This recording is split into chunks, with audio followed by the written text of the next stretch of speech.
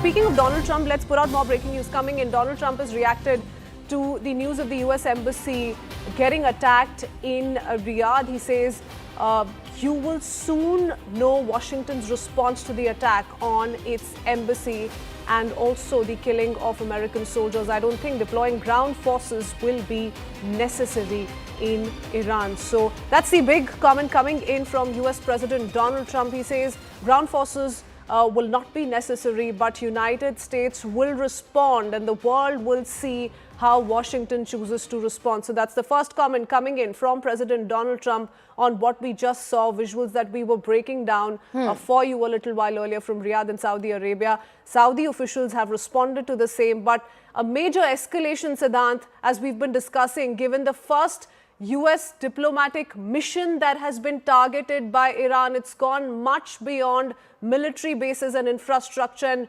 President Donald Trump warning of serious consequences here.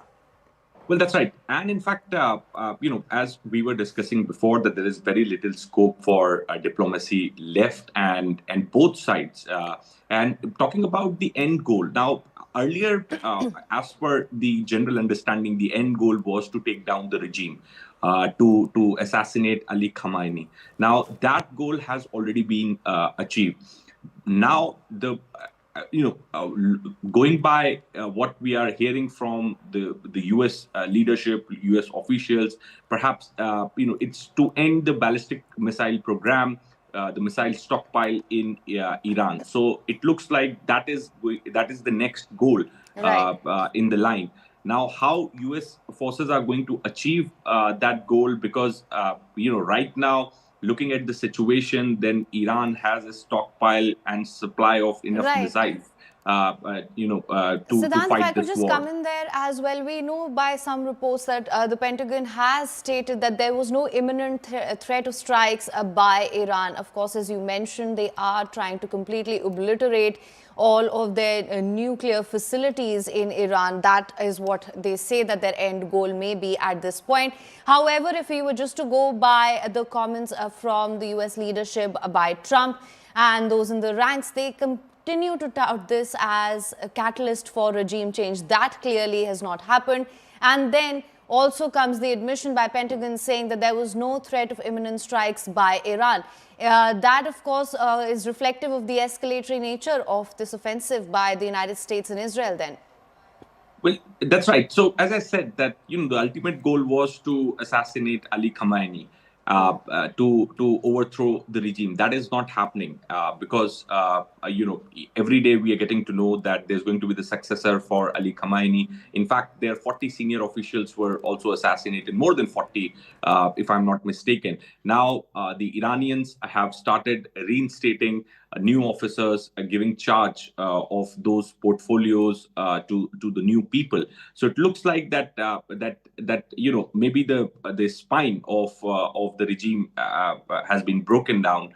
But they are still strong enough to sustain, not just sustain in this fight, but they have gone rogue. The way the Iranians have been targeting the civilian infrastructure, airports, hotels, civilian premises, perhaps shows that their frustration and their desperation to prove the point that the war is not over. They are still very much in the war, and this is the reason that yesterday, one of the Aramco refineries were targeted by the Iranian regime. Now it's a direct hit at the U.S. embassy in Riyadh. So it also has to do with the messaging, the message which Iranian regime wants to send to the United States, Israel, and to the world, that they are very much capable of taking this war forward. They are very much capable of surviving in this war,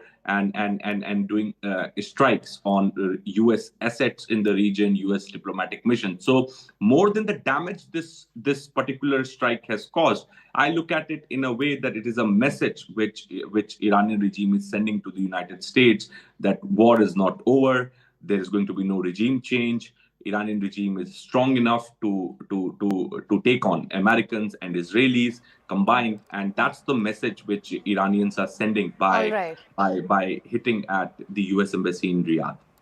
And Donald Trump, interestingly, has said that no boots on the ground. So far, that's the clarification he's given out. Do remember, a lot of security experts have been saying that this is an option Donald Trump could very well exercise. So far, he's not announced the same. So that's a little bit of a breather in the United States, the role it's playing in the conflict in the Middle East. For now, let's talk about the other visuals that have come to the fore. And we're putting out some of these visuals on your screens as well.